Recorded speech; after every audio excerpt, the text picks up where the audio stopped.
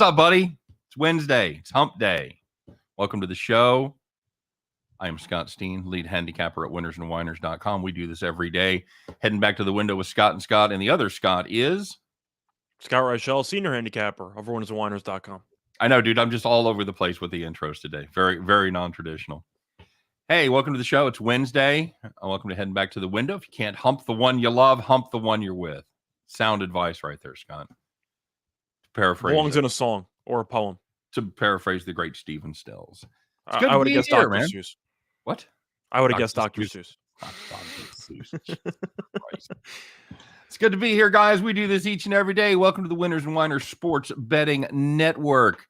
We ask you, first of all, that you do just take a minute and give us the like, give us the subscribe. If you're listening to us on podcast form, get over there and rate and review.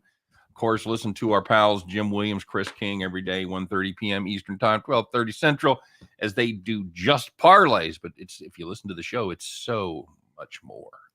He breaks down those games with a fine-tooth comb, man. You watch the show, Scott? He puts up a lot of factoids. Yeah, a lot about the games. Very good. We got some people checking in early in the comments section here. Tough day for Brad Crawford. Oh, Rutgers, yeah, awful. And Missouri State, Brad, I was with you. I had a premium on that, buddy. And the Bears they showed up in literally like the last minute and a half of the game. They almost got it tied, had a shot to tie it, but try to get us the miracle overtime cover, but couldn't get it. David the Italian listened to me, found out that my Northern Illinois Ohio game went over. Well, depends on your number, David. If you got a good number, if you got it at 135.5, it did, because it landed 136. We officially had it on the premium at 137, so we clocked it as a loser. But a lot of people had better numbers than that, so very good. I don't want to say lucky with my play yesterday. I picked up a winner. Got a great number. I gambled on Coburn not playing for Illinois. Had Michigan State plus 5.5. I think that closed at 2.5. They lost by 1. I don't really know how you trail by 14 at halftime when the other team's missing their best 2 players. But thanks for coming back for me, Michigan State. Very nice. Talking about Medvedev there. James S. Huge for me. JC, definitely a huge sweat. When the guy you bet to win the tournament's down match point, and he comes back and he wins the match. So he's now in the semis, faces off against Tsitsipas. Should be fun. He's around minus 250. It should be a good battle. Nadal faces off against Berrettini. I don't want to say it's a conspiracy, but the one thing I'm annoyed about with the Australian Open setup is that naturally they're keeping the semifinal games or the matches on the same day, but they had one match the day before the other one in the quarters. So Nadal gets an extra day off leading up to the semis, which I think is complete nonsense. But that's my brief little issue with the scheduling. Did the same thing in the NFL. Bengals get an extra day off over the Chiefs. Chiefs had to play. You said the same thing. Late night game. I don't know if it's fair, but I don't know how there's no way to fix it. You're not playing all 4 games on a Sunday. Well, that's for the NFL. I'm saying for tennis, you could just put both games on. But the point is, Nadal went 5, had the day off, or the extra one.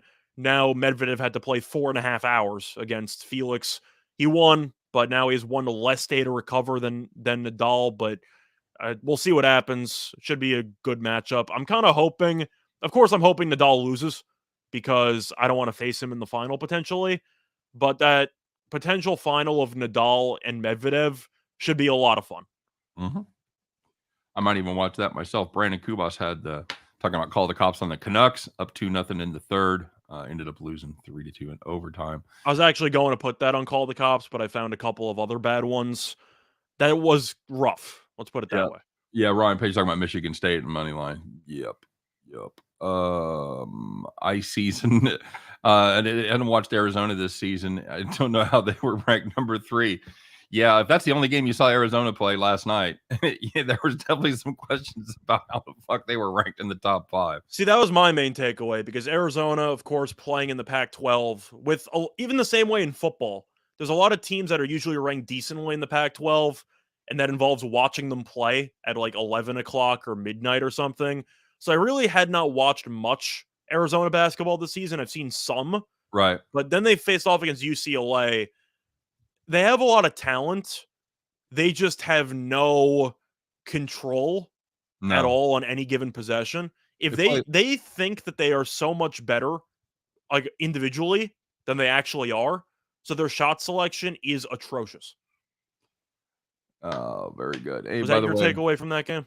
It looked yeah, like Arizona was just chucking up a bunch of bad shots. yeah, they looked like they were like a team of freshmen and sophomores. They did Yeah, not look pretty like much. a veteran squad at all. One more reminder: do like and subscribe, or no one gets into the Baseball Hall of Fame next year. Fucking nobody. I don't know. I feel like my thoughts are pretty well documented about the Baseball Hall of Fame, but just in case you didn't realize, I would let all the steroid guys in, especially the really, really good ones. Yeah. I think Bond's a gimme. I think Clemens is a gimme. I think you can throw in all of them because they were so good for the actual sport itself. Yep. Because if you remember baseball right around the steroid era, it was kind of a dying sport. And then you had the Sosa McGuire home run race, Yeah. which pretty much revived interest in the sport. Mm-hmm. Is that a fair statement? Yeah, everybody was still pissed about the strike, man. I worked with a guy who was like in his mid 60s when I was working with him. He'd been a lifetime serious baseball fan. He fucking quit the sport cold turkey after the strike of 93. Mhm. Never watched another game. And I And knew. then you had the home run, whatever, and Yeah. then that kind of brought the sport back. So I do think it's hypocritical for Major League Baseball and the writers to have so much coverage of the steroid race at the time for the home run derby, for not the home run derby. I mean, it was basically what it was, but for the home run race. And then as soon as that wave passes, you turn your back on all of them and just take the profits and run. Yeah. I mean, to my way of thinking, if you got pitchers on steroids and you've got hitters on steroids, doesn't that cancel each other out? Well, I'm saying not everybody was on steroids, which is why that's the counter argument. But I mean, it's documented that Gaylord Perry's in the Hall of Fame, and he admitted to using a spitter Oh for fuck. about 20 years. Yeah, we're not even going to start with all the people that have That's the questioned. point. I'm saying there's various types of cheaters or cheating in the Baseball Hall of Fame already. Well, So what's the point? let's start with putting the fucking gambler in, okay? Yeah. If you Pete want Rose should to also be in. if you want to argue about whether your enhancements made you a Hall of Famer when you wouldn't have otherwise been, okay, we can have that argument. You can't have the argument with the guy that has the all-time hit record that I don't see it ever being broken and not in the Hall of Fame. Not just That I see it, the best hitter, or in my opinion, the best player of all time was steroid Barry Bonds. I think he's the best player in the history of the sport. And Pete Rose, best pure hitter in terms of hits, of course, in Major League Baseball history. Clemens, one of the best pitchers of all time. It's a Hall of Fame. You have three of the best players of all time not in it. So what's the point? Plus, how does Ortiz get in when he had a positive test in the past, and yet you don't let anybody else in? It's because Ortiz is likable. This is nonsense. It's a popularity contest. I know that you're going to say the Ortiz one wasn't an official test, right, and it was a bunch of other caveats. So was Bonds. When did Bonds ever test positive? Yeah. So what I'm saying is if Ortiz got in for some sketchy drug testing, but Bonds also had sketchy drug testing but never failed an official test, I don't know how you can let Ortiz in and not Bonds. That makes absolutely no sense.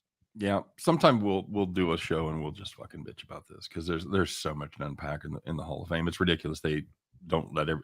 I like the way football does it. Put 5 in a year. I think it's all popularity. Ortiz is a beloved guy. That's why he got in. That's why I think at some point A-Rod might get in because he revived his image being a broadcaster and for the most part being a well-liked guy post-retirement. I do think he might have been able to mend some of the media beefs that he had. And that's the main reason why Ortiz got in, and the likes of Schilling is a separate story. He should be in anyway. I don't care about your political views. If you deserve to get in, you deserve to get in. You have Bonds, you have McGuire. The reason why they're in or they're not in is because they were dicks to the media, and the media holds grudges. Yep. That's a huge part of the voting, which is why the media voting is stupid. Brad Crawford wants to know what sports we handicap the best. Scott, I'm going to go out on a limb and say for you it's college basketball. For me, it's baseball. I'd say basketball in general because this year I've been a little bit quieter with college. I've started to bring it back a little bit. Last year was nuts in college, but I think college football is also up there. I think I'm pretty good at that. UFC's been good. It's weird because last year, I know Brad mentioned it, baseball was really good for me. And historically speaking, baseball is one of my weaker sports, but I think I might have found something, hopefully, that carries over. So I try to get involved in a lot of different sports because based on the calendar, you kind of have to. But I'd say my best is probably either basketball or college football. Asking about the Atlanta Sacramento game. We're going to see an overreaction after the Kings. I don't know. Do you shit a bigger? Has there been a bigger egg shit this year, Scott? I know we had the one where with the 60-point differential. Yeah, we had the Thunder lose by, what was it, 70 against the Grizzlies? Yeah, like 128 to 58 or something like that. But Boston wins by 53 last night. Do we have an overreaction here? Do you like the Hawks covering that big a number? I actually do, but it's not even an overreaction. It's just because of the fact that De'Aaron Fox might not play again, and the fact that Atlanta has actually played better over the last couple of games, mostly because DeAndre Hunter came back. So defensively, they are not, let's just say, as bad as they once were, because Hunter is clearly their best defensive player. So I do think that Atlanta's, I don't want to say turning a corner, but they're close to turning it. The Kings just look like they've punted on the season, and they're probably going to trade Fox at some point. They're rebuilding kind of for 25 straight years at this point. Yeah, the Kings are just bad. It's the curse of Kansas City, buddy. Yeah, the Kings are awful. They'll look better tonight because you have a no-show. I'm assuming the coach made them either run gassers in practice or whatever, but I got to assume Atlanta wins handily. It's hard to pick. It's hard to pick Sacramento in a back-to-back coming off that spot with Fox out. You know, I think Fox is not officially out, but let's just say it doesn't look promising. Yeah, keep an eye on that. I like how Atlanta's played recently. Somebody asking about Valpo and Bradley. Bradley 2 on the road. Valpo team's playing better, Scott. They almost beat Loyola. They lost in, I don't remember if it was overtime or double overtime, but they were leading by double digits in that game. If it's a spread that short, and I think the teams are pretty even, I'd lean Valpo. Really? I would. I think this Valpo team's actually not that bad. They have a couple of guys who they got in the transfer portal. They got Kobe King from Wisconsin a couple of years ago. He's actually their leading scorer. They have some talent, and Bradley's a team in the past that has been very solid in this conference. But I do think Valpo at home is a bit undervalued. If you like to go with the veteran team and the team that's done well in the conference in the past, take Bradley. I'll take a little sniff with Valpo there. I think they're underrated.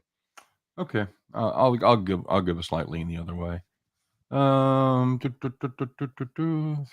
Pete Rose in? Yeah, no shit, James. No, Pete Rose not in. Most important stat when handicapping basketball? It's a great question. I don't know if there's really one important stat. I'm a sucker for the efficiency numbers. I know a lot of people maybe don't view it that way. Of course, I've tried to take a more analytical approach when it comes to gambling. I'm sure Scott can testify to that. That's why I always look at KenPom. I always look at all these sites because the de facto numbers are misleading based on pace. So you'll see a team that's averaging 115 points, and they're actually worse offensively than a team averaging 109, just because of the amount of possessions you'll see in both teams' plays, the way that they play. So I do think that matters. I'm an efficiency guy. I feel like those are important stats to use. I like looking at matchups. I like watching. I like checking the numbers, offensive numbers against defensive numbers. If a team is a great 3-point shooting team, but they're playing a great 3-point shooting defense, that's going to have a bigger impact. So it's not. I can't look at this. I can't look at the numbers one-sided in a vacuum. I have to look and see how they match up. If you have a team that turns the ball over a lot, but you're playing against a team that doesn't ever pressure the ball, doesn't create a lot of turnovers, it negates some of that for me. So. I would say just in general matching up in all sports really matching up good quarterbacks with weak defensive backfields and things like that. So steroids saved baseball. Yeah, kind of true. Yep, that's how I view it. Absolutely. Everyone in that era was on the juice. Yeah, that's the thing. And I know the baseball writers sighed a big sigh of relief, because that was the last chance for the big two, for Clemens and for Bonds, to be put in regularly, because they love Big Pappy. Yep, absolutely. McGuire. Yep. What's the subject? Big Red Machine 75. That's the team that I kind of grew up I was always a Royals fan, of course, but I was a catcher, so I loved Johnny Bench, and I kind of gravitated towards that fucking Cincinnati Reds team because they were so good. You really did miss that. I met Joe Morgan. He was nice. You guys have been good with hockey this year. I find hockey the toughest. Hockey's generally It is. Hockey's generally the toughest because there's not a lot of donkey money out there. A lot of people betting on hockey are pretty goddamn sharp, and that's the problem with betting on hockey. Is that's what's great about college football is you've got a huge pool of square money, quote unquote. Mm-hmm. You don't have that in hockey. You don't have the you don't have those line moves where you go, fuck, really? The same as tennis. Yeah, I would say very, very similar. Very women's basketball, same kind of thing. The smaller the sport, the sharper the lines are going to be. The exception to the rule is the NFL because everybody studies a lot about the NFL. I would say everybody's a fairly sharp bettor when it comes to the NFL because the talking heads are talking about it. You're aware. I think sharp is you get a lot of stats. Huh? Yeah, sharp's not the word I'll use. I'll use the word knowledgeable because a lot of people hear things, they might go down a rabbit hole that's not accurate. But the point is people follow the games. They know which teams are good and which teams are not. I'm not going to use the term sharp because some people just know, oh, this team's really good, this team's not, and will blindly bet the good team. Okay, yeah, that's fair enough. There's a slight distinction. There's a lot bigger pool of knowledge out there. Yeah, a lot of the talking is NFL because people care more. Yeah, between fantasy and gambling, that's why NFL is the biggest sport. Well, that's why in a couple of years ago, I took WNBA betting seriously, and a lot of people wondered why, and the reason was if you get a good read on the actual league, then you're going to beat a bunch of line moves. And now, of course, with the smaller leagues or the smaller sports, it takes less to move a line, so you will see more. But the point is that if you have the ability to have access to information that most people either don't have or are not really paying attention to, you can beat some serious line moves and make some serious money. It all spends the same. Yep. I would highly invest. I would highly recommend if you're going to be serious about it to start figuring out who to follow on Twitter. It's going to give you the best and earliest information because you can kind of read the tea leaves if you pay attention. The bad part is, and we've talked about this before, it fucking takes time. Yeah. You and I have the luxury of having the time to do it because this is what we do. Yep. Not a lot of people have that luxury, and we definitely like it. Milwaukee and the Cavs tonight, Scott. Cavs playing really good ball right now. The market started to catch up with them though, because they failed to cover their last three. This Milwaukee team on the road, that's a fucking, to me, dude, that's a crapshoot because they've failed to cover. They've lost 3 straight, failed to cover 3 straight. You want any part of this Milwaukee team tonight? I only do if it's confirmed that Jared Allen's out because he's currently questionable. Yeah. He's extremely valuable to that team.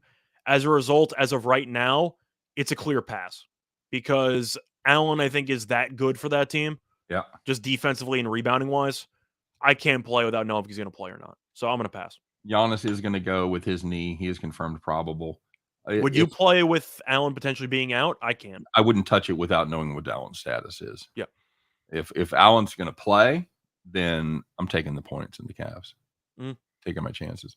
I mean, I watched them last game. They beat the Knicks. It was a low-scoring battle. Am I impressed you beat the Knicks by 2 without Allen at home? Not really. I don't think the Knicks are very good, but I do think that the Bucks, you can argue a revenge angle and the rest advantage. I get all that. It's going to come down to the big 3 for Milwaukee actually playing together and how good they're going to look, because so far this season, when all 3 have played, they've been really good. Garrett lays out a very solid strategy, and I think a lot of people feel that way. Number one best strategy, bet the opposite of what I bet. Yeah, just fade yourself. Yep. Bill McDonald says Manny deserves to be in. Manny being Manny? Absolutely. If Big Pappy deserves to be in, Manny deserves to be in. But he's another guy that the fucking media hated. Did the media hate him? He was in a bunch of the funny commercials, and I don't know. I feel like Manny had a bit of a charm to him. Yeah, he did. I don't think the media bought it, though. That's fair. A lot of sharps like the Bucks, revenge and rest advantage. Yep, I get that. Red Wings won 5 straight. They've been good. Raymond, solid player. He's the favorite right now to win the Calder. Somebody player. asking about the Michigan game. Playing Northwestern. Laying 8. Northwestern has not been playing good basketball at all. They've not. Has there been an update on their best player, if he's going to play or not? Let me see what we've got here. On Northwestern, on Jack. Yeah. I got nobody on the injury list, buddy. Okay. So keep that in mind. Michigan has been playing better lately. It's about time. They couldn't have been playing much worse. I think I'll hold my nose and pick Michigan. I'll give you a quick quiz here, Scott. Northwestern is 1-6 straight up and against the number of their last 7. Any guesses the one game I faded them? The one that they ended up covering. Yeah, that's the one that they won at Michigan State as a 9.5-point dog. Love a wild win by them, but I got to go with Michigan. That spot. You like Michigan's playing well lately. I know that they can't be trusted for the full season. Yeah. But recently they've been a lot better. I'm hoping they've shook some stuff off. Maybe they're going to return back to form. But Northwestern, I just don't think is very good. Yeah, they're not. That defense is just absolutely bleeding points. Of course, the one exception, Michigan State. So unless they have like some sort of voodoo over teams from Michigan. Did you watch Michigan State last night? Did you watch that game at all? Watched a little bit of it. So I caught the ending, or I caught the second half. But that Michigan State team, the main issue, the reason why they won't win anything, is their point guard. Tyson Walker is absolutely brutal. Yeah, he is so bad. There's really not much to add. He doesn't understand the concept of understanding numbers, because there were multiple times in the final 3 minutes, Michigan State got a rebound, guys on the floor missing a layup. You have numbers. You push. You fill your lanes, you got a wide open guy. And Walker just decides to slow it into the half court when his team has 50 points with 2 minutes to go. The half court's not working. Push the pace. He just didn't get it. Here's the kind of stuff I love to share, and I'm glad I need to confirm this, but because I've got him as questionable. But Lawrence Anthony says Utah State down both starting guards tonight, lost 5 of 6. San Diego State laying 1, and that's a gift. I like him anyway, because I think the Aztecs, despite a bit of an underwhelming start to the season, they're still one of the best teams in the conference. Utah State, losing Cato, of course, to the NBA, has not looked the same at all. I like San Diego State no matter what. Yeah, if you can confirm Jones and Miller are both out for this game, I mean, I'm with you. I had San Diego State last time out as a premium, cover a big number against UNLV, and they fucking they're good when it's not in the tournament. Dude, that defense, that's the real deal. It's like I talked about this the other day. It's amazing how much their football team is like their basketball team. I think that's what I would look at. If you might want to gamble for a correlated, of course, San Diego State could go nuts offensively, but Utah State is pretty good defensively. Mm-hmm. I wouldn't mind San Diego State and the under, because if Utah State's missing those two guys, they might only score like 50. I get that. Hey, you know what? We haven't done yet. We just got yakking. Let's talk about what happened yesterday, shall we? Got to keep me on track, buddy. Truth is, we've been kind of lax with these segments for a while. I know, but we got to get to it. Let's find out what happened yesterday. Let's find out who took it in the shorts, who was happy, who was sad, who was a winner, who was a whiner. It's time once again for today's edition of Call the Cops. All right, very good. We're going to start off as we often do in the NBA. Nuggets Pistons under 216.5. You just needed 35 points in the fourth. Sorry, it was the over. Sorry. I'm sorry. Oh, sorry, you're right. You had the over 216.5. They needed 35 points in the fourth quarter. I think you know how this ends. They got 33, 20-13. Congratulations. Nice effort, boys. God, that must have been some clanging of the fucking rims. That game landed 215. So sorry. Call the cops.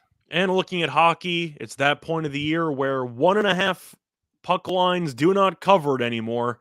You now might see some de facto 2.5s. And if you had the Coyotes plus 2.5 against the Penguins, you were winning. With 16 minutes left, you're up 3-2. Pittsburgh scored 4 unanswered goals. Oh. No empty netters, by the way. Coyotes lost 6-3.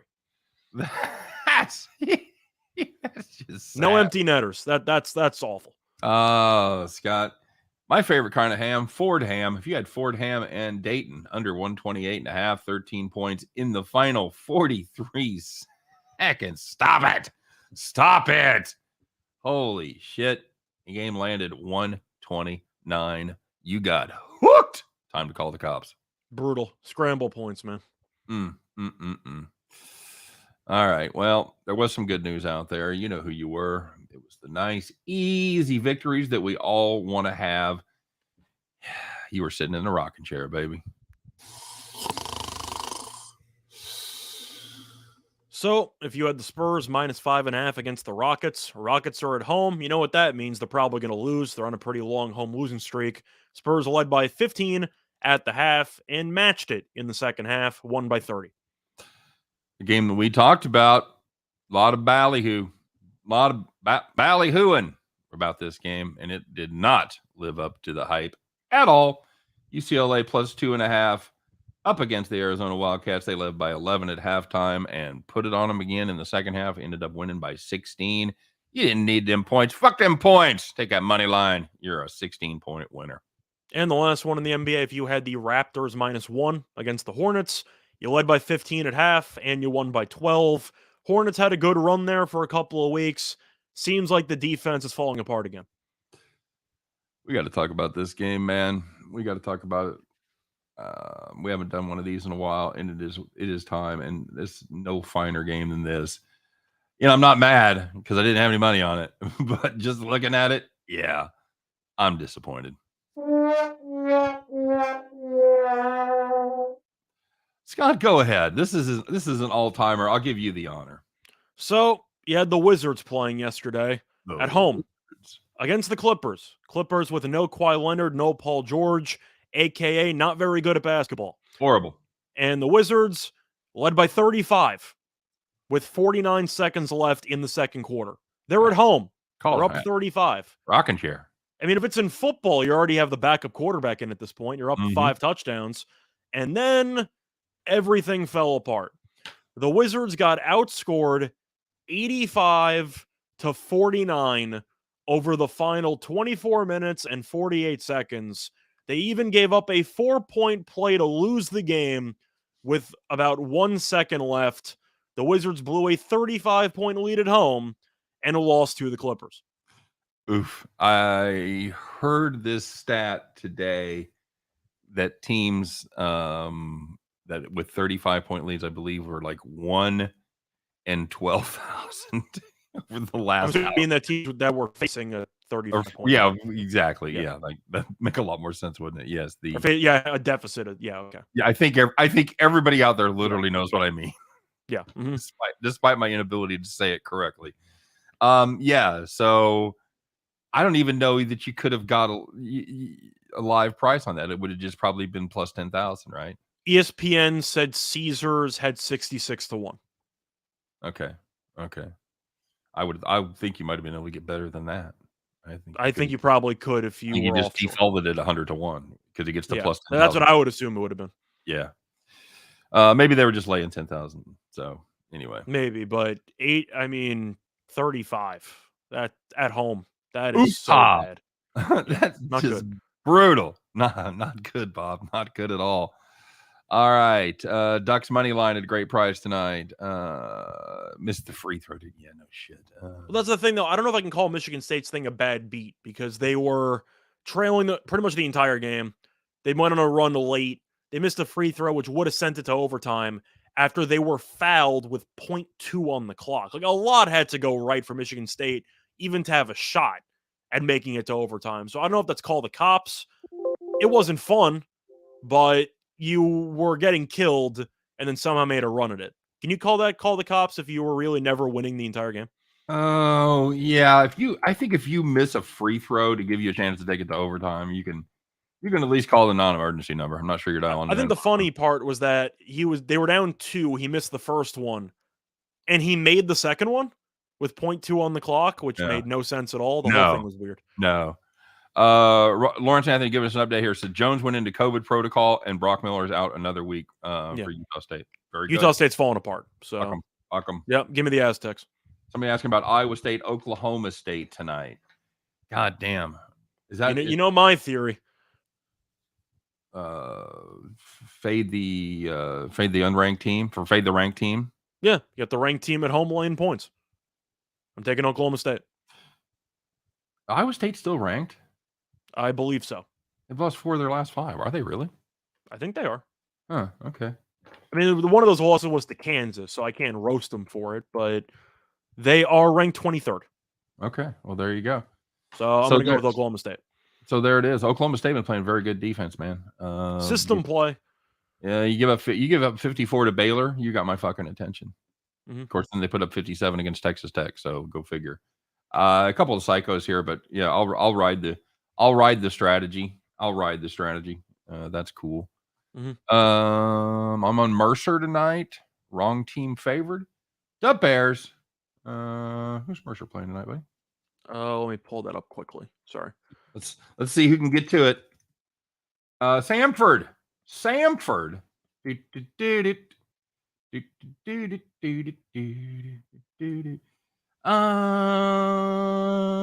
out of all the excitement for the show, I forgot to pull up the grid. I'm okay with that. I'm okay with Mercer catching a point. They're going to get owned on the boards, but if they can make their threes, yeah, I think they're absolutely live. I think I blindly have to like it because even though Samford is 11-8 overall, they're 1-6 in conference play. Mm-hmm. I'll take the 5-2 team in conference play. Yeah, they dropped 4 straight. Mercer's won 4 or 5. Yeah, I'm totally cool with that. Yep. Defense has been playing well. Of course, against Greensboro they grounded out, but other than that, Samford defense not good last few games. They're in conference play, so and they gave up 83 last time. They got beat. Mercer 3-point win last time at Mercer, so Samford was able to get the cover. Yeah, I'll give that a ride. I'm cool with that. I see a question about the NBA. People asking about the Suns and Jazz game, which I find a bit of a fascinating line move because, of course, Phoenix just beat Utah last game. Now Phoenix is 1.5 favorites on the road against Utah. No Gobert, no Mitchell. The reason why money's come in or the line has dropped, I was going to say money come in on the Jazz or why the line has dropped is because Phoenix is missing a decent amount of the role players. You have no JaVale McGee. Ayton is still out as a starting center. You have no Jay Crowder. You have no Cameron Payne. You have no Saric. So they're a bit shorthanded, but there's no Frank Kaminsky, Scott. There's no Frank the Tank. I'm still taking the Suns. Yeah, I can't. I mean, I'm not taking Utah. I've seen them without Gobert. They're terrible. And without Mitchell and Gobert, no chance in hell I'm taking them. As far as I know, the Suns still have Chris Paul. They still have Devin Booker. They still have Mikal Bridges. That's good enough for me. Give me fourth quarter Chris Paul doing his thing. It's hard to back a Utah team without their 2 best players. You know, that's been awful without him. What have they lost? They've lost 8 of 10, I think. Yeah, they've been falling off the cliff there. Time to put some futures money down on teams besides Utah. For what? You mean for the division? Yeah. I don't know if any other team in the division is going to actually compete. I mean, Denver can barely win a game. Jokic puts up massive numbers. They struggle to even get above 500. Of course, they're going to get what's his fuck back here. They're getting Jamal Murray what's his fuck back, but I don't know when he's supposed to come back. Nobody knows. I mean, Denver's 4 over. Utah right now, if you look at the standings, is 4 ahead. So I guess I don't think Minnesota's going to win the division. Portland's not going to win the division, and Oklahoma City, good joke. So you're looking at Utah and Denver. Do you trust Denver to actually win a bunch of games? Because I don't. 4 back of Utah right now. Depending on the prize. I mean, I think it's worth a sniff. That's what I'm saying. I think it is. We're going to see when these, because I think we can agree, without Gobert and without Mitchell, Utah team very, very different, below average basketball team. Yeah, but I'm looking at the Suns, and the point is they, as I mentioned in the past, have an old-fashioned Spurs kind of vibe to them, where it doesn't matter which role players are playing, which ones are not going to play. They're going to kick your ass for 48 minutes. Isn't that the vibe of the Suns this season? Yeah, well, it was kind of the They vibe just in the kill playoffs. people. Too. We saw in the playoffs too. Yeah, So, they just kill people. So I'll go with the Suns. a couple of questions about. Well, I've got a question about the Hornets and Pacers tonight. Indiana at home catching 2 in the hook from the Hornets. And of course, let me see who's Brogdon's out, of course, and Sabonis is out. Is Sabonis officially out, or is he still questionable?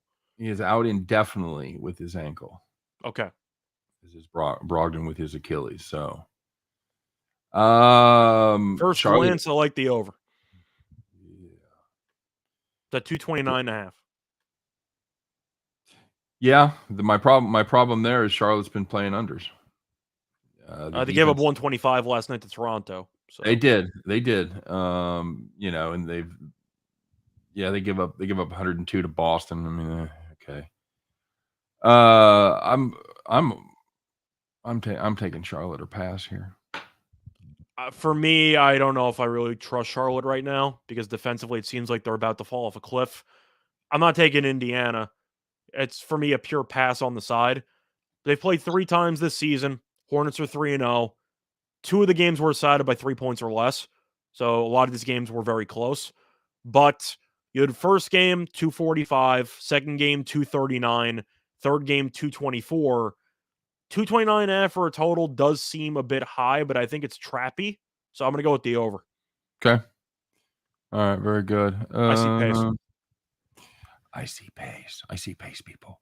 Mm-hmm. Booker over 34.5 points and rebounds. I mean, Booker, I think, could go for 30 tonight for points. So I don't mind it. If you want to just take points, I don't mind that. Heat at home tonight, Scott. By the way, my favorite play on that Suns game is a prop. I'm a big fan of Biyombo over 10.5 rebounds. I think that's a hell of a deal. Looking at the Heat, I can't go against the Heat. The Knicks are not a good basketball team. They almost beat the Cavs, so props to them. Cavs, of course, were missing Allen, who's one of their best players. But the Knicks have been just not a good team. I mean, the Heat get people back. They've been good anyway. But now the Heat have Adebayo back. They're getting Hero back tonight from COVID protocol. The Knicks have lost 4 of 5. I think the one concern I would have is laying that big of a spread when the total's barely over 200.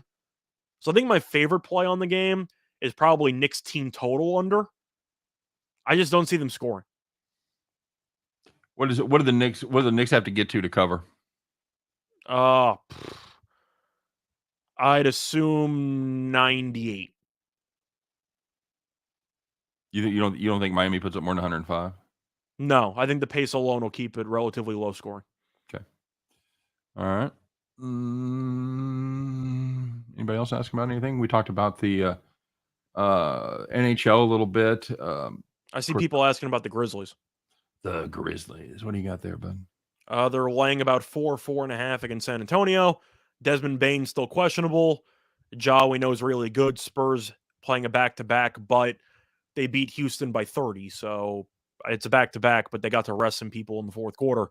I think the one concern I have with Memphis is the fact that with Bain being questionable, I don't know if I want to lay points with a team that might be without one of its best players. But on the inside, Jackson and Adams should feast on the boards. Memphis is one of the best rebounding teams in the league. San Antonio is bottom 10. So the boards should be pretty one-sided here. I'd lean Memphis anyway, but without Bain officially being in, do you want to gamble on that? Yeah, I would, and I'll tell you why. Because he was upgraded from doubtful to doubtful to questionable. Okay. So he's going the right direction. I like that. Scott, over 155 in your play of the day. I still like it. I got it at 153.5 as a gift from BetMGM, but for me, I think that this game should land in the 160s. First meeting had 160 plus in regulation. Both teams go up tempo. I'd be shocked if both these teams didn't get to at least, I'd say, 79 points. Value on the Colorado Avalanche tonight, Scott. What are they, won 17 straight at home? That's either 16 or 17.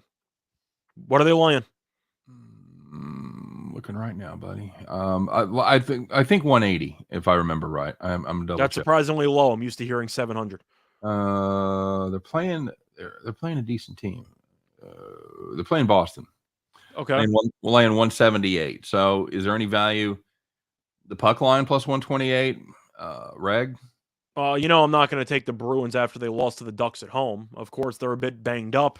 Marchand's been injured, and I think I don't know if he's better than Pasternak or not. I think it's really close. I think it's a 1A, 1B situation because they're both really talented.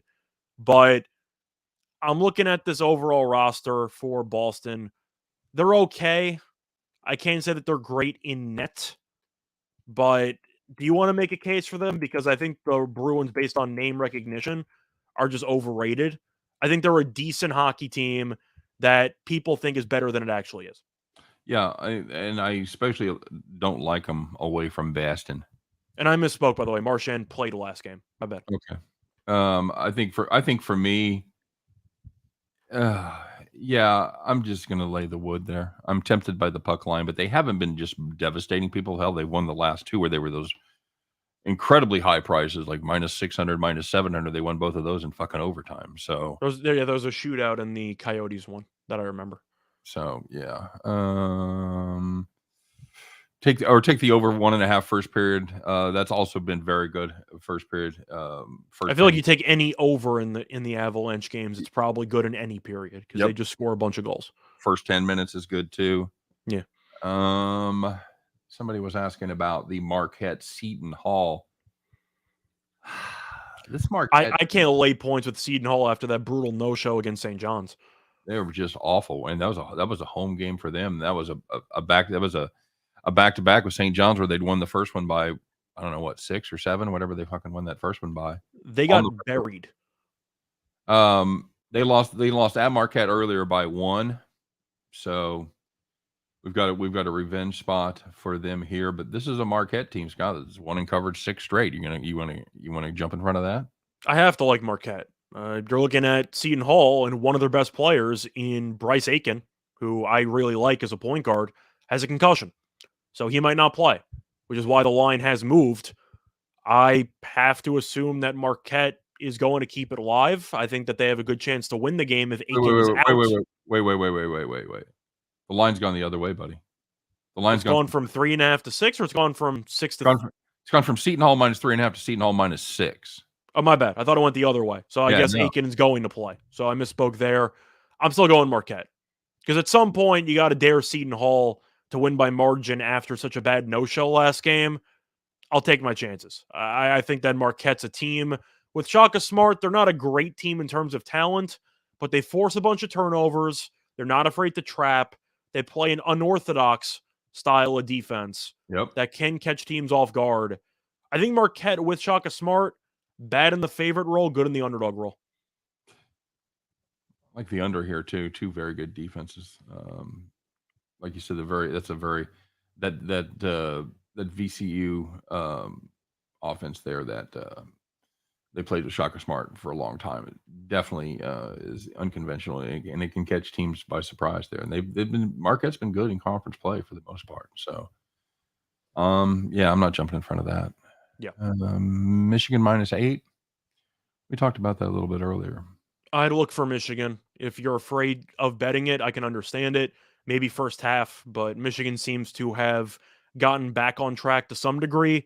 Northwestern's doing what they usually do well out of conference, get killed in conference play. Look at Bronco Devil. This is what we need, like somebody to do this for us every show.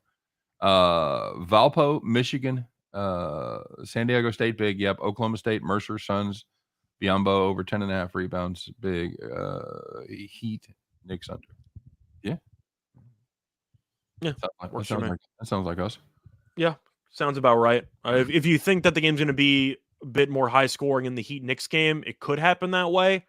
I don't see it. I think you'll see a grind. So. Yep. All right, buddy. It's time. We've got to get it. We got to get a streak going the other direction. We took a beat yesterday, Scott, and you know what? It happens. We that Dallas offense and the Warriors defense did their job. Yeah. What Dallas put up 91? 92, I think. They lost 92. By 38. Oh yeah, just brutal, just absolutely brutal. And the weird thing is, Curry didn't even shoot that well. No, It wasn't like because that's the first thing I looked at. Oh, the Curry must have killed us. Nope. I think there's only 3 candidates for MVP right now. I've kind of thrown Curry out. It's Giannis, Jokic, and Embiid. That's pretty much it. My money's on Embiid at this point, but you never know about him staying healthy. Yeah. I'm not sure. I'm not sure I'd gamble. Just will Joel Embiid miss less than 10 games the rest of the season? I'm not sure. I don't. Yeah, that's the thing. I don't know if you can actually gamble on Embiid to an MVP because you just assume one bad landing. See you later. Right. Exactly. Oh, there goes the back. If I had one bet that I had to give out for MVP, I would probably pick Jokic because worst case scenario, I know he will be available. He's a damn Iron Man. He really is. All right, buddy, let's do it. Let's fire it up. You know what time it is. It is hump day, everybody. It's time to put on your overalls, get on that straw hat, climb aboard your John Deere, get out those keys, the one with the lucky rabbit's foot on it, put them in, turn the key, fire that motherfucker up, guys, because it is once again time to bet the farm.